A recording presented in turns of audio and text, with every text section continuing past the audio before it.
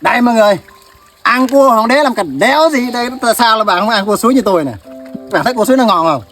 Đấy, cho ớt này, đấy, ớt này, tiêu xanh này mọi người, đó. Cua nằm đẹp vẫn còn xào cua cuốc đây. Đấy, đây, su này để làm cái gì? Nó hết mẹ rồi.